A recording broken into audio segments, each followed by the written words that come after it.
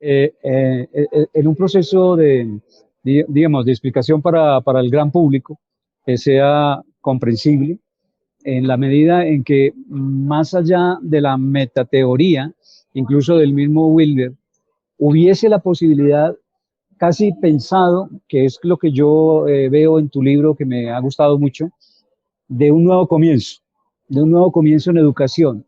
En educación hemos tenido un gran problema, lo que tú acabas de decir, en los elementos de formación. Yo he sido pedagogo toda mi vida, lo sabes, la gran disputa, incluso en las facultades de educación, es cómo formamos maestros, sobre todo, para nuevos alumnos que tengan la capacidad de comprensión de dos cosas claves que quiero que tú nos las cuentes en este pequeño encuentro con la gente. Es uno, cómo se puede entender la ética frente a la moral. O sea, cómo la ética supera la moral, que es un problema que hemos tenido los filósofos siempre.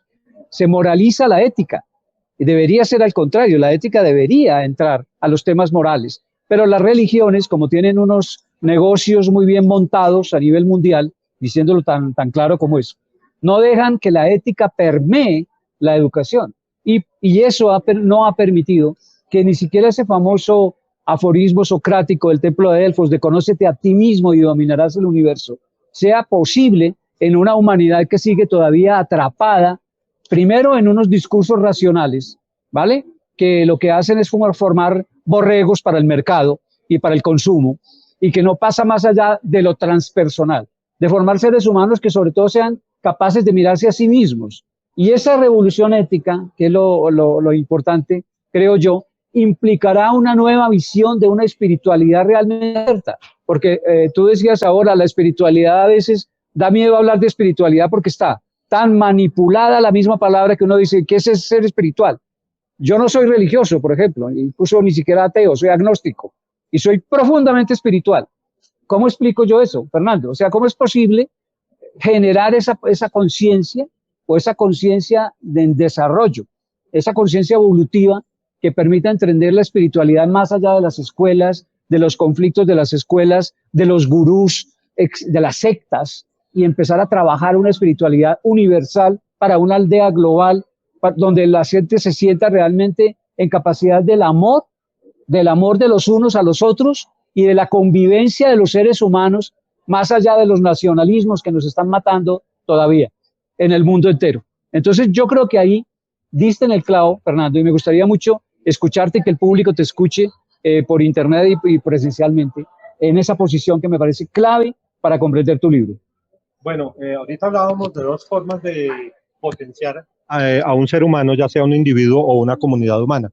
Y a esas dos dimensiones de la potenciación del ser humano las llamamos niveles de conciencia y niveles de desarrollo.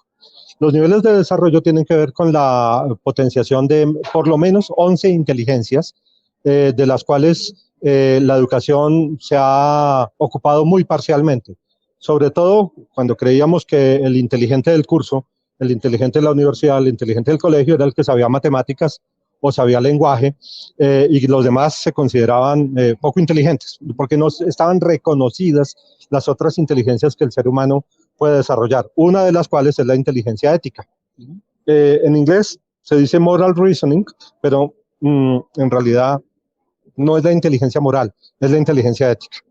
La inteligencia ética va más allá de las morales de todas las religiones, tienen que ver con los derechos humanos, tienen que ver básicamente con el desarrollo de la empatía que podemos desarrollar unos respecto a otros, con el proceso de aprendizaje o de descentramiento que da la evolución personal y que da la evolución colectiva. Yo creo muy poco en las clases de ética. He sido profesor de ética, de bioética, de ética médica, de ética profesional, de un montón de éticas que no sirven para nada, tengo que confesarlo, porque la ética entra por un oído y sale por el otro cuando es solamente comprensión intelectual o cuando es solamente estudio de las teorías éticas de distintos filósofos. La ética se hace a través de procesos de socialización, y los procesos de socialización son básicamente mecanismos de imitación de los valores ajenos, de los valores de la comunidad a la que yo pertenezco. Cuando yo me socializo y soy niño, quiero ser aceptado por mi sociedad. para ser aceptado necesito adquirir los valores que mi sociedad aprueba y aplaude, de modo que yo me sienta incluido en el grupo, y ese proceso de inclusión en el grupo implica que yo aprenda a hablar, a decir y a hacer las cosas como las hace mi grupo. Si en mi grupo todos roban, y todos estafan al Estado, y todos botan basura en la calle, y todos cometen crímenes para comprarle un televisor a mi mamá, pues entonces yo hago exactamente lo mismo y obtengo aprobación del grupo de referencia al que yo pertenezco. El proceso de reeducación en la inteligencia ética es un proceso que necesariamente pasa por la transformación colectiva de conductas, comportamientos y creencias, y que puede estar o no apoyado por clases teóricas de ética en colegios y universidades, pero que no se basa en eso, sino que se basa fundamentalmente en avivar o permitir que florezca en el ser humano sus mejores cualidades. Ese proceso de florecimiento requiere el apoyo de otras inteligencias. Por ejemplo, la inteligencia cognitiva sí es muy importante, la que típicamente llamamos inteligencia, pero podríamos desarrollar mayores niveles de conciencia ética por medio de la educación estética, que es otra de las inteligencias. Hay un experimento muy interesante en Estados Unidos en el que a unos chicos de unos suburbios que tienen problemas delincuenciales, los educan, les dan un proceso de rehabilitación en el que básicamente lo que hacen es enseñarles arte. Los llevan a museos, les muestran la historia de la música, los incitan a la expresión artística, sin decirles una sola palabra sobre no roben, no consuman droga, no atraquen en las calles. No.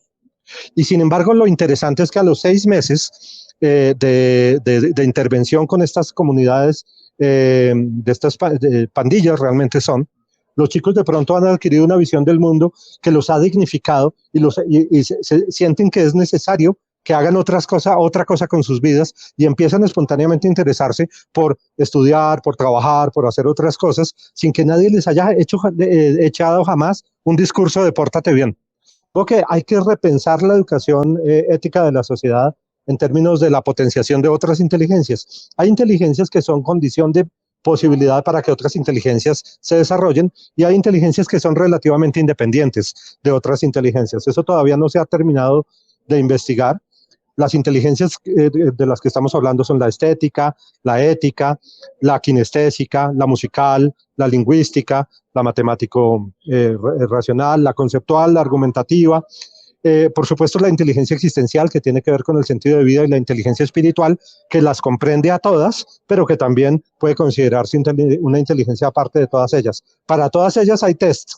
O sea, a usted le pueden decir en un test de inteligencia qué tan dispares son sus inteligencias, porque lo que no hace la educación es preocuparse por un crecimiento estable de todas las inteligencias en el potenciable, que es como yo llamo al educando.